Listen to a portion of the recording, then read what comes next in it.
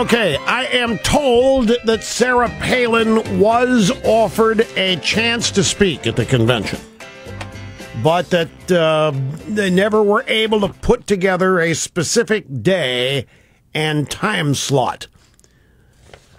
So apparently she was offered a prime spot, but for some reason it never got past negotiations to an actual time slot and date. So, best I can do. What else was... Gloria in Vero Beach, Florida. Great to have you. Open line Friday. Hello. Hi, Mr. Rush. Yes, it is. It's such a pleasure to talk to you. Thank you. I really commend that last gentleman that you talked to. He just sounds so sincere, and I respect him so much. But what I was going to get to is Obama's catering to all these college students and promising them anything they want to hear. But these brilliant students aren't really realizing when they get out of college that they're going to have to pay back all the student loans and the private loans, but also the Obama health cap taxes. And these guys are going to be stuck for that the rest of their life, and they got to pay the taxes before they pay the student loans.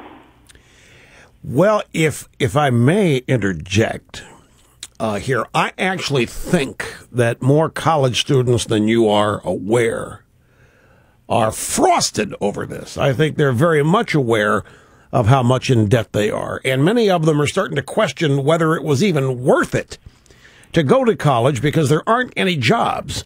So they go to college, they get educated, some of them in worthless majors, by the way. Then they come out with anywhere from $20,000 to $200,000 in student loan debt, which is now totally run by Obama and the federal government, with just a couple or three exceptions. The government runs the whole thing.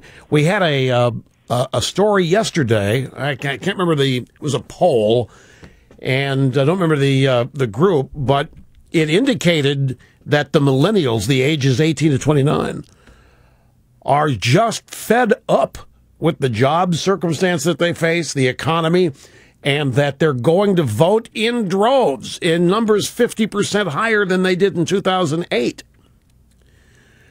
They're going to have to pay back what we owe to China. I think a lot of college kids are profoundly aware of it. They've been showing up on television. I'll tell you what to fear, Gloria, if you want to be worried about something. And Obama's even alluded to this already, but I wouldn't be surprised if sometime in October, Obama, and may even spring it in a debate, I don't know, but float the possibility that he knows how tough it is out there. And this economy was so much worse than anybody knew, that he and Biden inherited this mess that Bush and Cheney never were honest about. It was that bad. And their policies, they're working. It's just, boy, if we hadn't done the stimulus, if we hadn't done this, you think it's bad now, you don't know how bad it'd be. Our policies have actually done magic. But still, it's really tough out there. So he'll float the idea of forgiving the student loans or writing off the interest or whatever to make these college kids think that if he's elected, their debt will go away. And I wouldn't be surprised if he does the same thing with mortgages. Offer people whose homes are underwater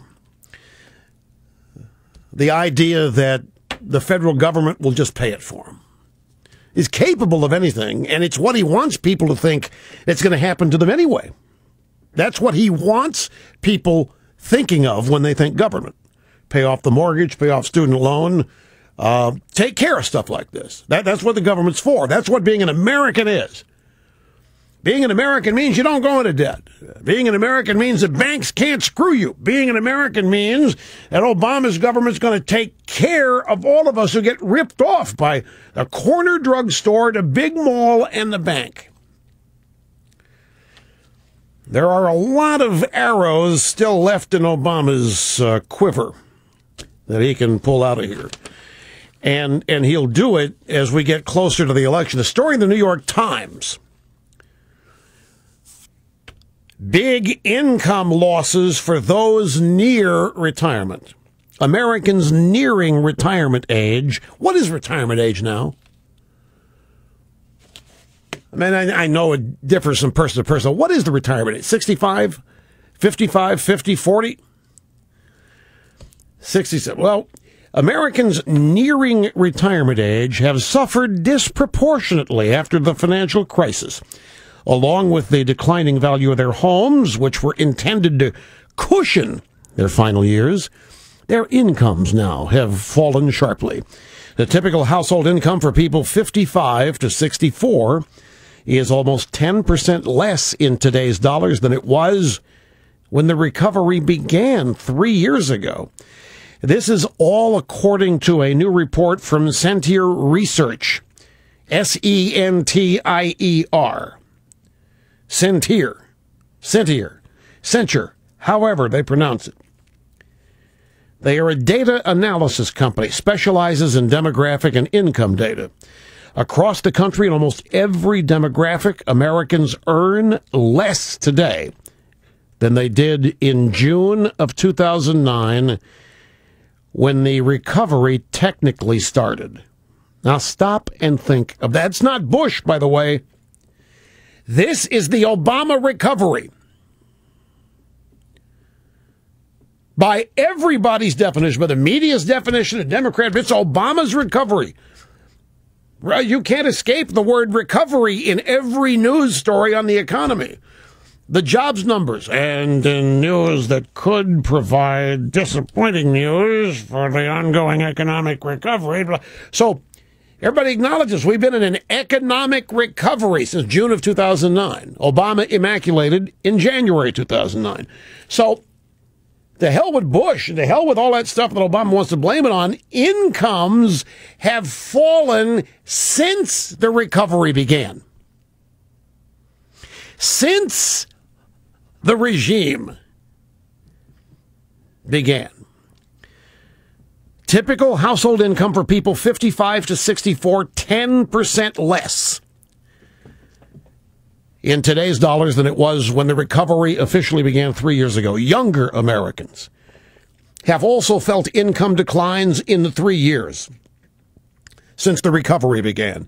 Black Americans appear to have suffered the most. Across the country, almost every demographic, Americans earn less today than they did in June of 2009. And according to this report, black Americans appear to have suffered the most. What do you mean it's racist? I can't say that. Why? Why is it racist to say black Americans appear to have... Oh, because Obama's black? Well, if he didn't do it and they didn't do it, who did it? Oh, Bush did it. Okay.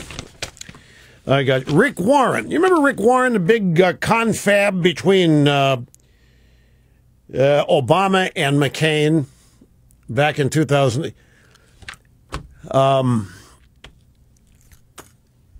I remember that. I remember what McCain did really well in that thing, by the way.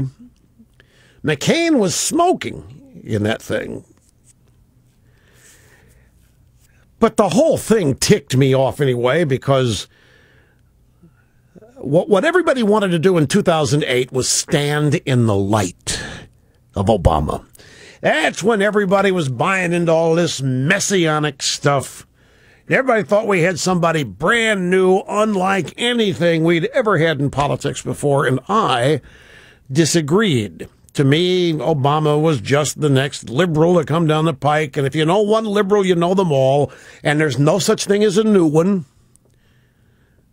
There's no such thing as some liberal like we've never seen before. We've seen every extreme.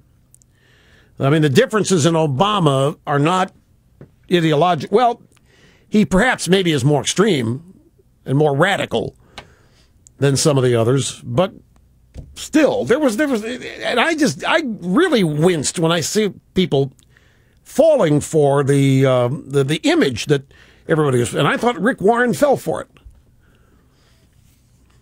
I thought Rick Warren would just like everybody else. Okay, here's a chance for me to get my church in the news, get me in the news. I'll have Obama here. That'll be cool. Well, you know how all of you feel about Aiken destroying the country. That's how I felt about people sidling up to Obama in 2008. It's the same way.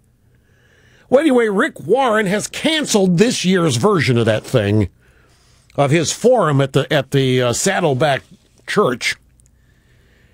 And he was asked, so you canceled the presidential civil forum because of the negativity and the lack of civility in the discourse out there, and a larger issue. What's that?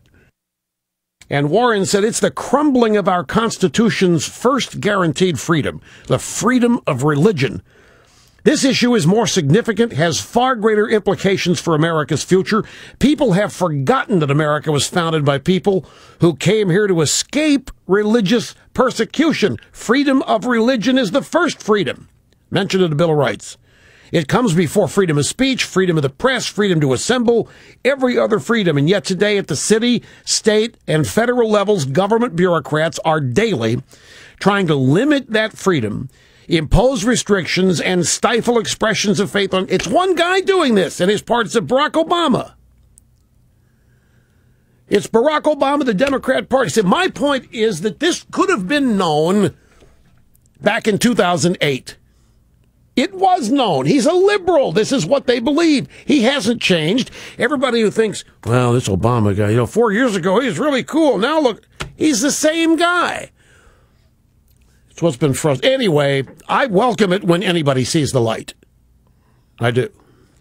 I just wish Todd Aiken would, since I brought that up. Rated the